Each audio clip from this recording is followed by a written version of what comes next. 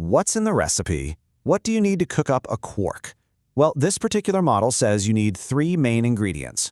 First, you start with a generic quark, which is kind of like a basic template.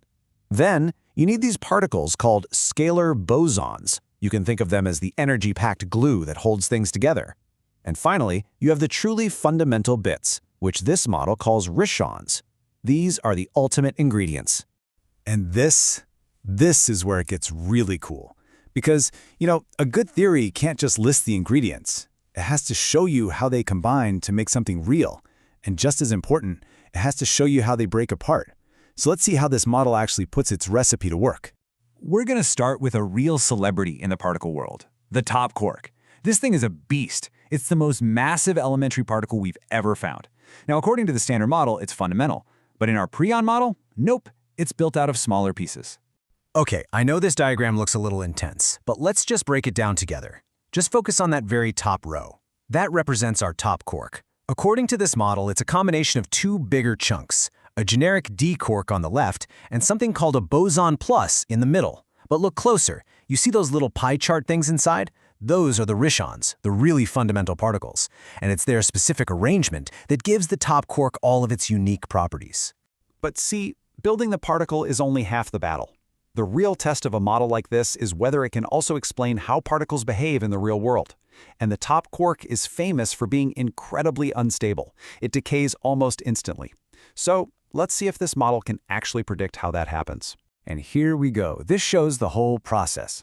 That top quark in the first row is unstable, right? It falls apart, and it decays into a bottom quark, which you see there in row 2. Now look at how the little Rishons inside have rearranged themselves.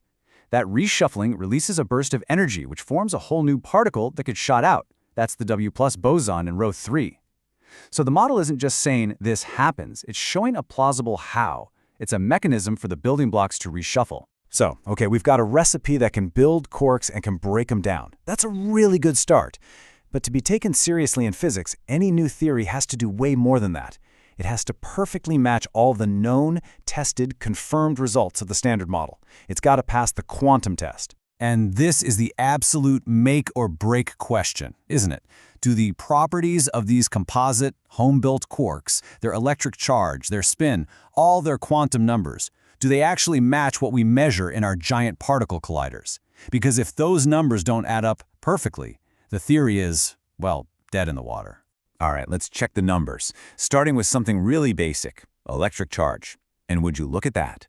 The model predicts the top quark's charge is positive 2/3. Perfect. For the bottom quark, it predicts negative 1/3. Another match. For the charm quark, positive 2/3. Yes again. In every single case, it's a perfect match with what we already know is true. That is a huge first step. Okay, here's another critical test. It's a quantum property called isospin, which has to do with how particles interact through the weak force. The standard model absolutely requires these heavy quarks to have a total isospin of 0. And what's so amazing is that in this model, the individual prions inside do have isospin, but they are arranged in such a way that their values cancel each other out perfectly. That's not a lucky guess. That is just elegant design. And the checklist just keeps going. The model correctly handles color charge, which is the force that glues quarks together. It calculates the correct spin for each quark. That's its natural built-in rotation. And it even has a neat way to explain flavor. What makes a top quark different from a bottom quark, by assigning that property directly to the Rishons themselves. It's a really comprehensive attempt to get all the tiny quantum details right. So let's pull back and zoom out for a second. What does this all really mean? We've just taken this incredible journey deep inside the quark, exploring a theoretical blueprint for a hidden layer of reality. This is what physics on the absolute frontier looks like. It's messy, it's theoretical, and it's exciting. I think this quote from the source material just nails it.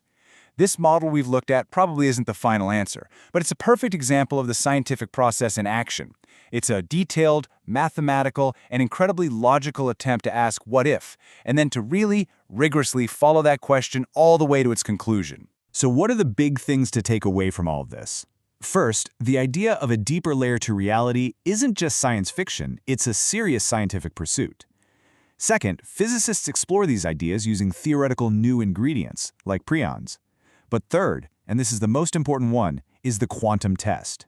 No matter how cool an idea is, it has to match all the properties of particles we've already measured. And finally, all of this shows that the quest continues. The search for the ultimate particle is far from over.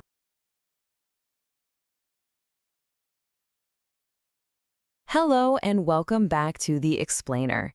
Today, we're diving into one of the biggest questions in all of physics. Why do the fundamental particles of our universe weigh what they do? We're going to explore a really fascinating and kind of radical theoretical model that suggests an answer. It frames mass not as some fundamental ingredient, but as the result of a cosmic recipe. So, we know our universe is built from things like quarks and electrons, but the real head-scratcher is why one of these particles weighs next to nothing, while another is hundreds of thousands of times heavier. Our best theory, the Standard Model, is incredible at telling us what these masses are, but it sort of just shrugs when we ask why they are what they are. It's like having a perfect list of ingredients with their weights down to the microgram, but absolutely no recipe telling you how they all connect. I mean, just look at the sheer scale of this thing. On one hand, you've got the top quark, the absolute heavyweight champion of the particle world, clocking in at around 400,000 times the mass of an electron. And for this explainer, we're going to use the electron's mass as our basic unit of measurement, our EU. But then, on the other hand, you have the d quark, which is a total featherweight at just 10 EU. The thing is, these numbers aren't random. They're incredibly precise. So what gives? How does the universe follow a set of rules to produce results that are so specific, yet so wildly different? All right, so the framework we're digging into today offers a pretty wild idea. It says mass isn't a fundamental property a particle just has. Instead, it's compositional. It's something that's built. This theory basically treats mass like a cosmic recipe, where a particle's final weight is just the result of mixing simpler things together according to a very specific set of instructions. Okay, so what's in this recipe? Well, according to this model, everything starts with a base ingredient, a generic particle. Now, this isn't something we can see directly. Think of it more like the plain flour or sugar for our recipe, a theoretical starting point with a set mass. For example, the model says there's a generic d quark that starts things off with a mass of 200 electron units. Our model actually goes one level deeper. It suggests that even these generic particles are made of something smaller, components called Rishons, and the initial mass depends entirely on how these Rishons are arranged inside. There's a simple but powerful rule. If a certain kind of Rishon is by itself, singularly expressed, it contributes a mass factor of 10.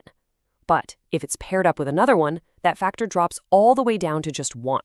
Okay, let's walk through an example so you can see how this works. Let's calculate the mass of a generic down quark. First, the model starts with a base value of 20 electron units. Think of EU as just a convenient way to measure. Now, the generic d quark has one of those lone wolf, singularly expressed Rishons inside it. And what's the rule for a single Rishon? It gives us a mass factor of 10. So we take our base value of 20 and we multiply it by 10. And boom, just like that, you get the initial mass for the generic d quark 200 electron units. What's so cool about this is that it's not a number just pulled out of a hat. It's the direct result of a simple rule about the particle's internal structure. And the exact same logic applies to the other generic particle, the up quark. In its case, it has 2 of those single Rishons, so its calculation is 20 times 10 times another 10. That gives it a much larger initial mass of 2,000 electron units. So right away, even at this basic level, the model gives us a clear reason for why one is heavier than the other. Of course, no recipe is complete without spices. And in this schema, the spices are scalar bosons. These are theoretical particles that interact with our generic ones. But they don't just add a little flavor. No, they apply a mass factor. They can multiply or divide the base mass, kind of like a super potent spice that completely transforms the entire dish. So you might be wondering, how does the recipe know whether to multiply or to divide? Well, that's where the cooking instructions come in. The model calls this the combinatorial value, or CV for short. Each ingredient has one, and the rule is dead simple. If you multiply their values together and the result is positive, the mass goes up. If it's negative, the mass goes down. That's it. That's the core mechanic that runs the whole show. So, let's just put it all together. This whole cosmic recipe really just boils down to 4 simple steps. First, you pick your generic particle. Second, you add a scalar boson. Third, you check the combinatorial values to see if you're going up or down. And fourth, you apply that mass factor. A surprisingly simple process for building the entire universe, right? All right, enough theory. Let's get our hands dirty and see how this recipe actually works. And we're going to start with the biggest challenge on the menu, the top quark. It's the most massive fundamental particle we've ever found. So, can these simple rules really cook up such a heavyweight? Let's find out. So, how do you make a top quark?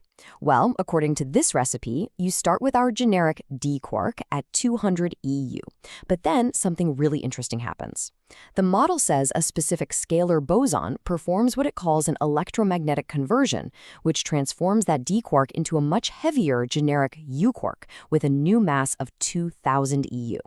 And then that same boson applies its mass factor, a whopping multiplication of 200. And the math from there is almost beautifully simple. You just take that new 2000 U mass of the generic U quark, you multiply it by that 200 factor, and you get 400,000 electron units, which is remarkably the measured mass of the top quark. It just emerges from the rules of the recipe. And this really shows you the power of that simple combinatorial rule. To make the top quark, the CV product was positive, so we multiplied. But what about making the tiny D quark? Well, the model says you just flip the switch. The CV product becomes negative. You start with the exact same 2000 U generic U quark, but now the rule says to divide by 200. The result? A mass of just 10 U. Same ingredients, same rules, but you get these two completely different outcomes. Okay, so the recipe seems to work for quarks, but that's just one family of particles. To really put this idea to the test, what about a totally different group, the leptons? Let's see if the same recipe can build one of the most famous particles of all, the electron. Now, this is pretty cool.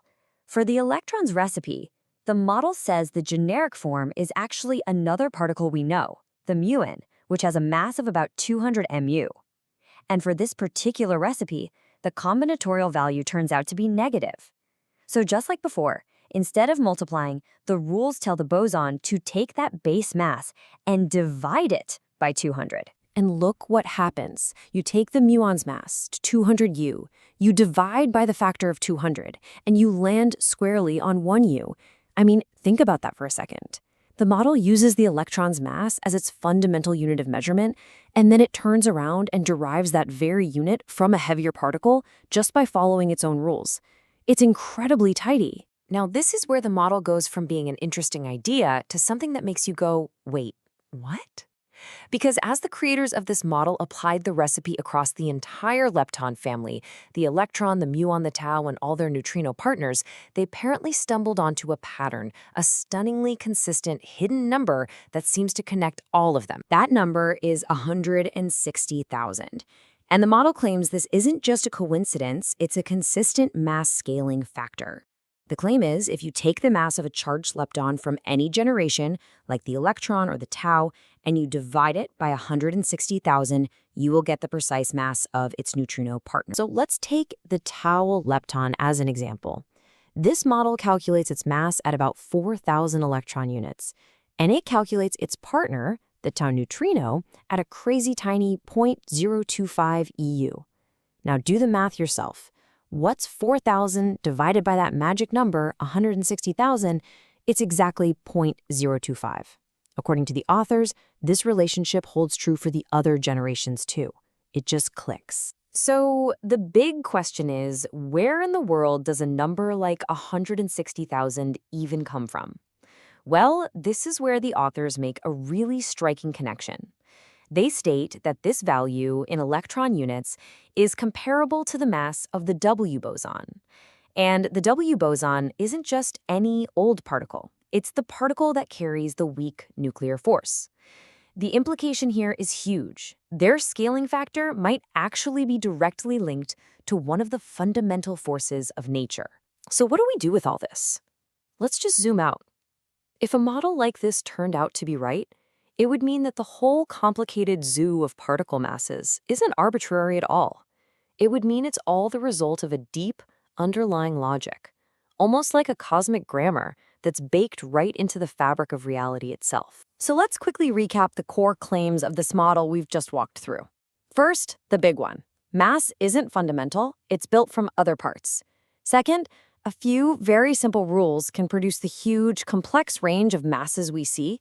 Third, this consistent scaling factor of about 160,000 seems to pop up, connecting charged leptons to their neutrinos.